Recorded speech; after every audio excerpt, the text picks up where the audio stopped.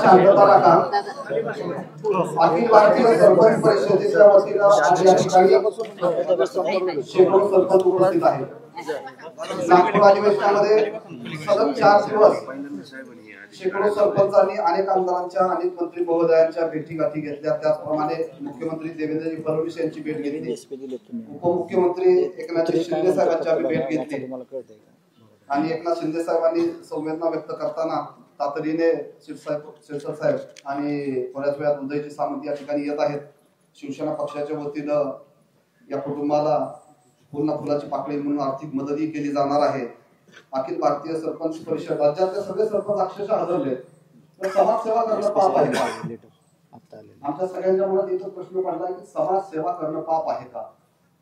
आणि त्यामुळं आम्ही 4 दिवस नागपूरमध्ये ठिय्या मांडून होतो आणि सगळ्या लोकप्रतिनिधींना आम्ही जागा करण्याचा प्रयत्न केला की आपण विधानसभेत जेव्हा आवाज उठवा, आमच्या विनंतीला मान देऊन फडणवीस असतील, क्षीरसागर असतील, नमिताताई असतील, अनेक जितेंद्र आव्हाड असतील, अनेकांनी विधानसभेमध्ये या प्रश्नावर आवाज उठवला। शिरसाट साहेब, मी आता थोड्या वेळ त्यांच्या घरी जाऊन आलो, त्यांच्या मातोश्रींना, त्यांच्या बहिणींना, त्यांच्या मिसेसला भेटलो।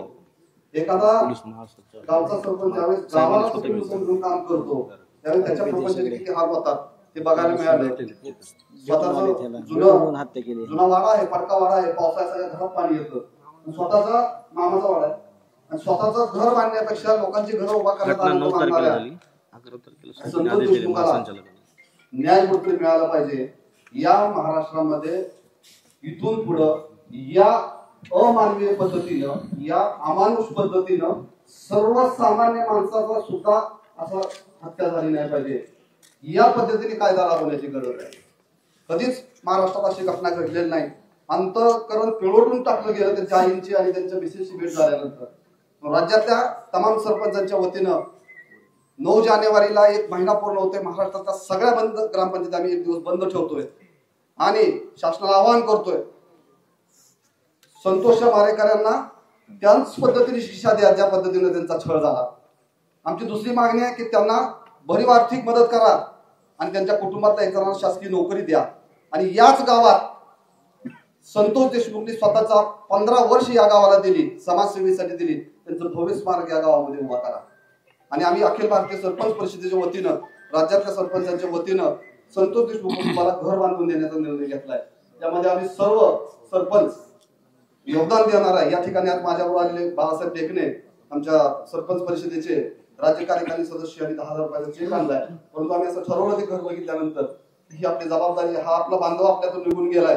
त्यांच्या आईंना, बहिणींना, मिसेसला आम्ही आश्वासित केलंय की आम्ही तुमचे भाऊ म्हणून राज्यातील सरपंच तुमच्या पाठीमागे उभा राहू आणि ह्या सरपंचांची मदत घेऊन प्रत्येक सरकार बनत असतं।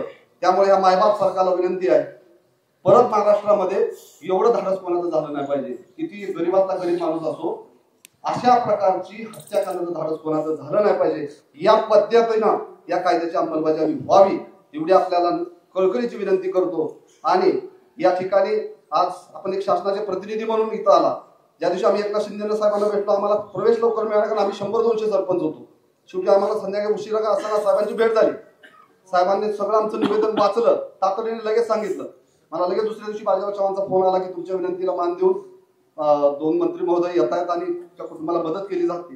त्या सगळ्या बाबी आज आर्थिक मदत करणं, त्यांना शासकीय नोकरी करणं, त्यांना संरक्षण देणं, ह्या बाबी आपण करू, हे आपलं कर्तव्य आहे। परंतु खरं कर्तव्य आपलं आहे या सगळ्या माणसांना, ज्यांचा याच्यामध्ये हात आहे, अशा सगळ्या प्रवृत्ती ठिचून काढल्याशिवाय महाराष्ट्र शांत होणार नाही। हे छत्रपतींचं राज्य आहे। या छत्रपतींच्या राज्यामध्ये लेखी बाळीकडे वाकडं बघणाऱ्यांचे हातपाय कलम केले जात होते, कडेलोट केला जात होता। आणि याच छत्रपतीच्या राज्यामध्ये जर अशा प्रकारच्या हत्या होत असतील तर ते थांबलं पाहिजे। आणि हा महाराष्ट्र छत्रपती शिवरायांचा आहे हे दाखवून देण्याची इच्छाशक्ती या शासनाने दाखवावी एवढीच विनंती करतो। आणि राज्यातले सगळे सरपंच देखील कुटुंबाबरोबर अखंडपणे उभा राहतील अशी ग्वाही देतो। मंत्री महोदयांचे आभार मानतो। धन्यवाद।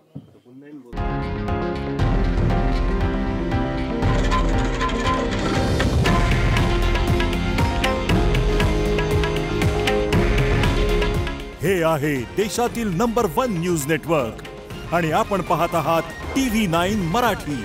काळजी तुमची, हित महाराष्ट्राचं.